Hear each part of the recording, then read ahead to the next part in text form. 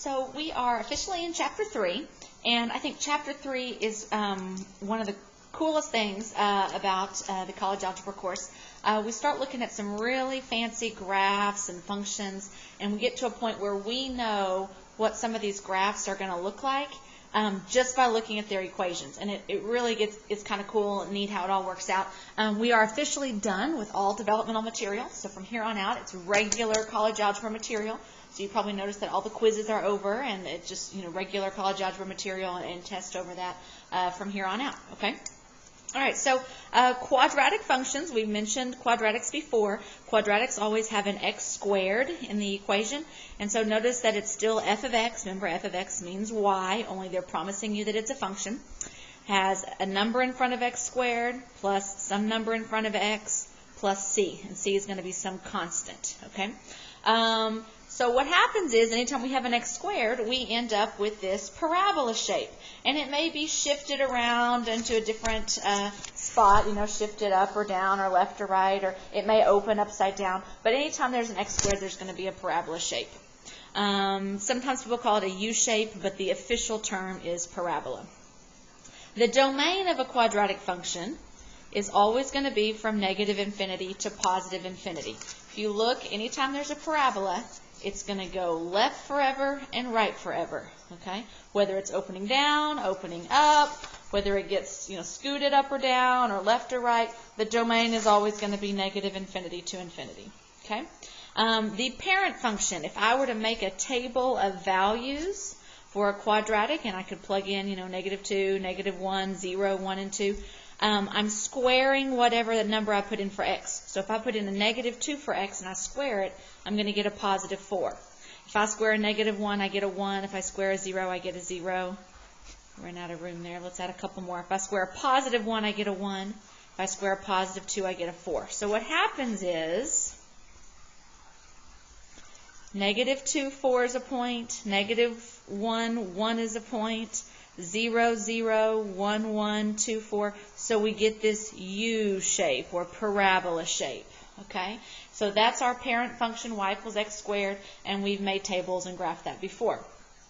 Notice that anytime we have a quadratic, a parabola shape, we could cut it in half to where if we kind of drew a little imaginary line up the middle of it, we could fold the graph over and the left side and the right side would match up, okay? We say that it has symmetry.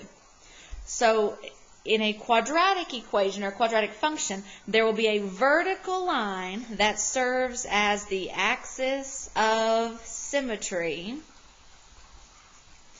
And that axis of symmetry will pass through the vertex, okay?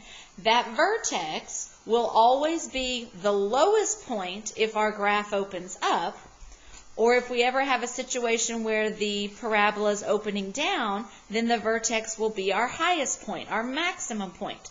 So the vertex is going to be the highest point if the graph opens down, or the lowest point if the graph opens up. So the vertex is always going to be either our minimum value for the lowest point, or the maximum value for the highest point. It just depends on which way your parabola opens.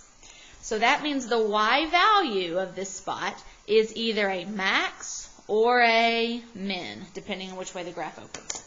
Okay, we've talked about transformations to quadratics before, but let's just kind of zip through a couple of things and notice how some of these graphs will change, what will change the domain, or the range, the max, the min, etc., based on that. Okay, so notice when we put a negative out front, what happens is it took our regular parabola, our regular x squared, and it reflected it down. Because we did not put the x in parentheses, the negative in parentheses with the x, we put it out front. So it caused a vertical flip. So that's a reflection over the x-axis. Notice our parabola opens down. That would change the range. Instead of the range of the normal parabola going 0 up to positive infinity, now our range goes from negative infinity up to 0. Putting a 2 in front, that's a vertical stretch. It's not in parentheses with the x.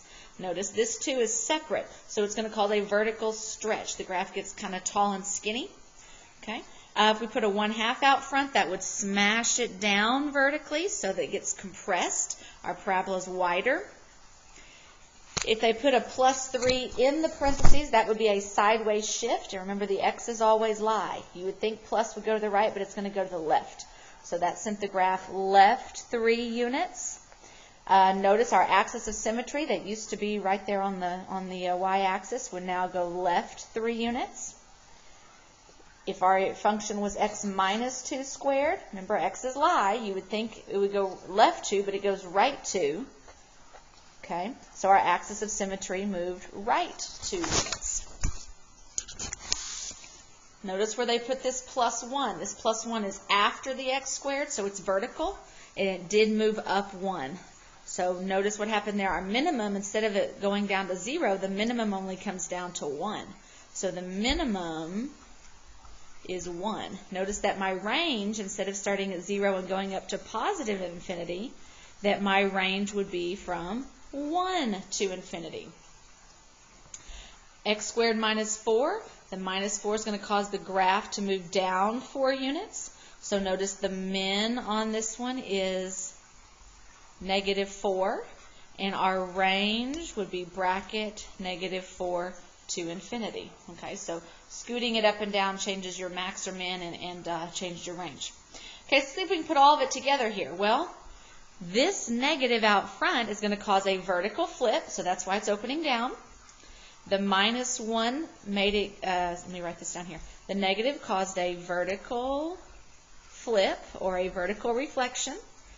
The minus 1 will send the graph right 1 unit, and the plus 4 will make it go up 4. So we flipped it down. We sent it right 1 unit and up 4 units. So sure enough, that's what this graph would look like. Okay.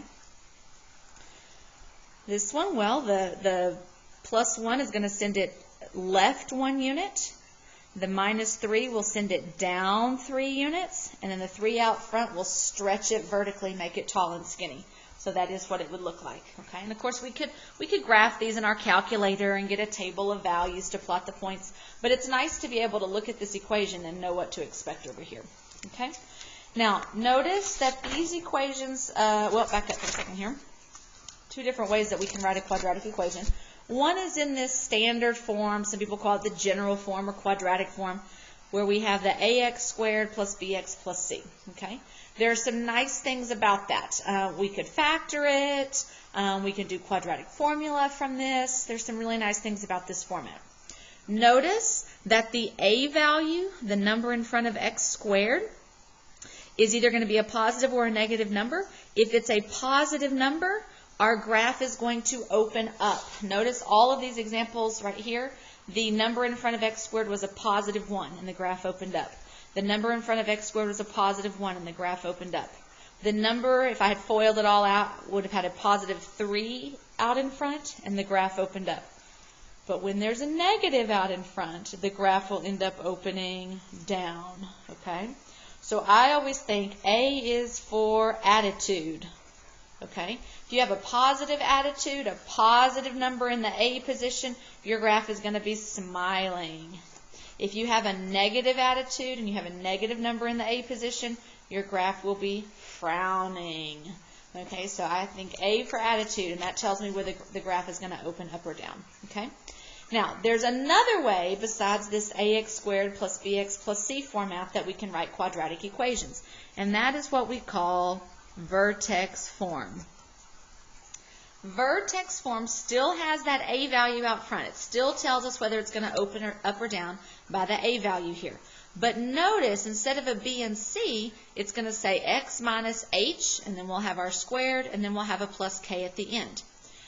That some people call this transformation form, because this is how we know the transformations. We know this graph is going to move right h units, and the graph is going to move up k units. Well, if I send the vertex right h and up k, that's going to be where my new vertex is located.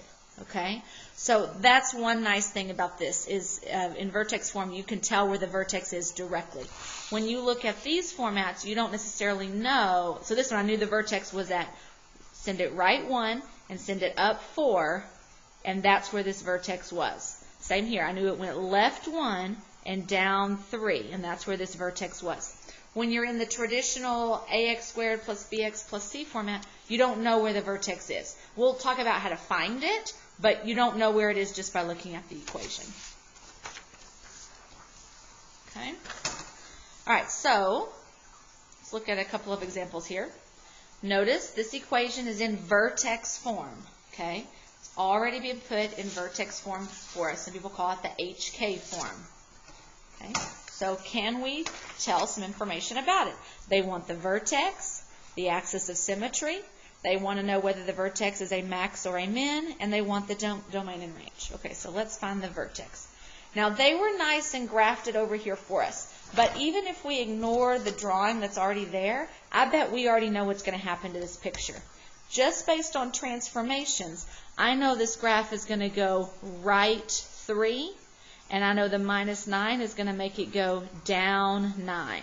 So sure enough, that vertex that used to be at 0, 0 went right 3 and down 9. And it's opening up because the number in front of the squared part here is a positive 1, so it's opening up. So I know this vertex is 3, negative 9. Now I know they gave me the graph, but even if they hadn't drawn the picture, I could tell that by looking at the equation. Okay? Axis of symmetry is the little imaginary line that cuts the graph in half. Where would I draw the line that when I folded it over, the two sides match? Sometimes I abbreviate that AOS for axis of symmetry. Well, I know where it is. I can draw it, and every point on that axis of symmetry line has an x value of 3. This is 3, 0, 3, 1, 3, negative 4, what have you. So I know the equation of that axis of symmetry is x equals 3, because every point on that line has an x value of 3. Our vertex right here, they want to know whether it's a maximum or a minimum. Our vertex is a minimum because it is the low point on the parabola. The points on either side are higher than it. So the vertex is a minimum, and I can even go on to say it's a minimum of negative 9. Negative 9 is the lowest that this graph goes. Okay? The domain, well, all parabolas have a domain of negative infinity to positive infinity.